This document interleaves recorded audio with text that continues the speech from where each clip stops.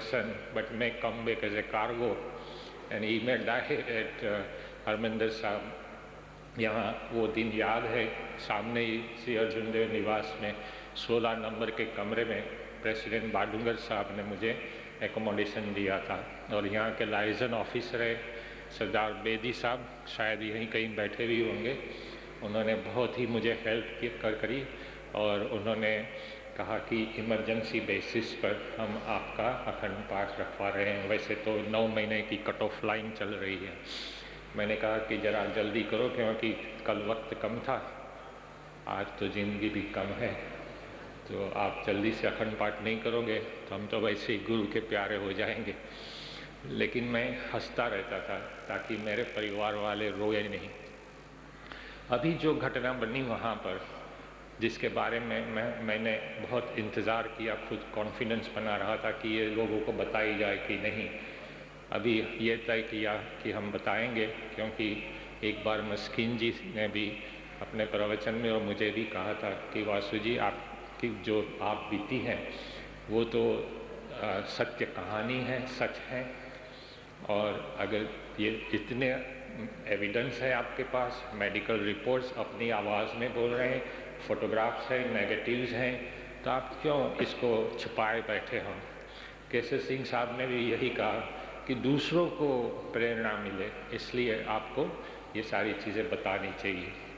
मेरे दिमाग में यही आया कि मैं बताऊं, लेकिन कोई टेढ़े दिमाग वाले भी तो होते हैं, शायद कुछ गुरु के बारे में ऐसी बात कर ले तो मेरे गुरु की तौहीन हो जाएगी।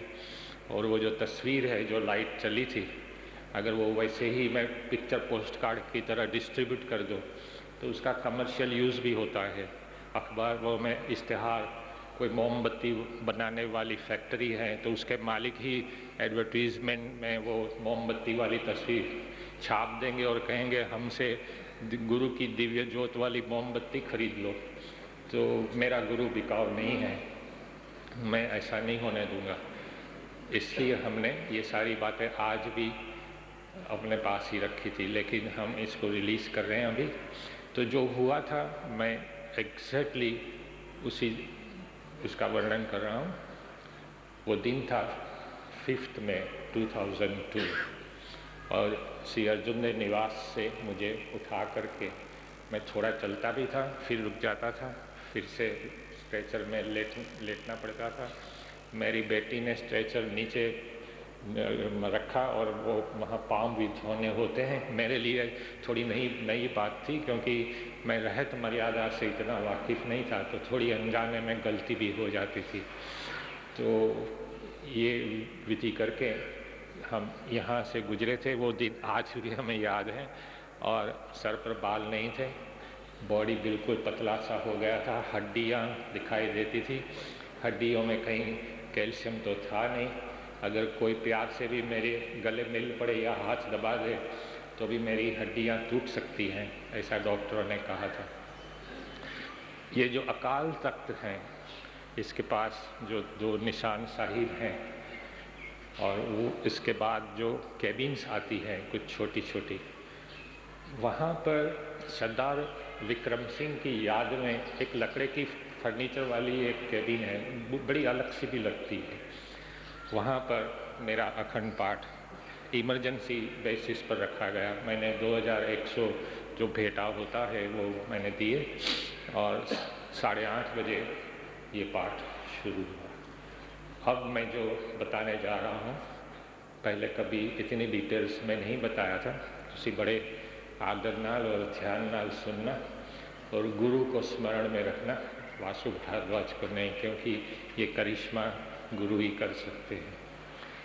वहाँ पर पाठी बैठे थे और स्ट्रेचर पर मैं लेटे लेटे सुन रहा था। डॉक्टरों ने कहा था कि तुसी कभी भी चौकड़ी मारकर बैठना नहीं। इसलिए नहीं बैठना कि आपकी हड्डी में कहीं कैल्शियम नहीं है, कैंसर की वजह से। तो जैसे सूखी डाली थोड़ा प्रेशर देने पर भी टूट जाती है, तो आपके जो स्पाइनल कॉर्ड हैं वो भी टूट जाएगा। क्यों? इसलिए कि यूँ समझ लो कि आपका शरीर का वजन 70 kg है, 70। तो यहाँ से ऊपर का जो शरीर है तो करीबन 35 kg का जो वजन है वो स्पाइनल कोड पर ही जाएगा।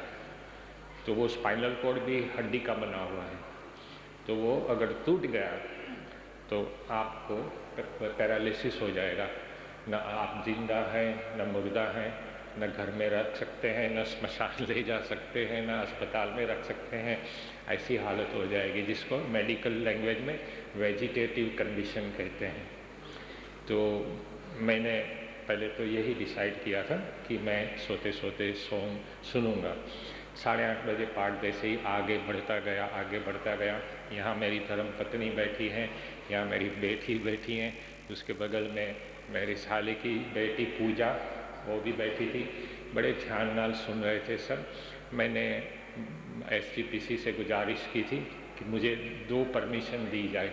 एक तो ये कि मैं ये पूरा अखंड पाठ 48 घंटे का टेप रिकॉर्ड करूं, ताकि मैं घर पर जाके उसे बार बार सुनूं, क्योंकि मैनू पंजाबी चंगा समझ में नहीं आती जल्दी से, लेकिन उसमें जो उर्दू और हिंदी के अल्फाज हैं इससे हम कुछ मतलब निकालते थे। फिर जैसे ही पाठ और आगे बढ़ा तो मुझे अजीब से कुछ वाइब्रेशंस फील होने लगे। ये बिल्कुल पर्सनल एक्सपीरियंस है। जब गुरु आपके जीवन पर अपना प्रभाव डालते हैं, हर एक के एक्सपीरियंस बिल्कुल अलग अलग से होते हैं। आपको भी हो सकते हैं ऐसे एक्सपीरियंस। मेरे एक्सपीरियंस से आपके एक्सपीरियंस बहुत अलग होगी, वही तरीका नहीं होगा। गुरु तो लाखों तरीके से आपको मिल सकते हैं।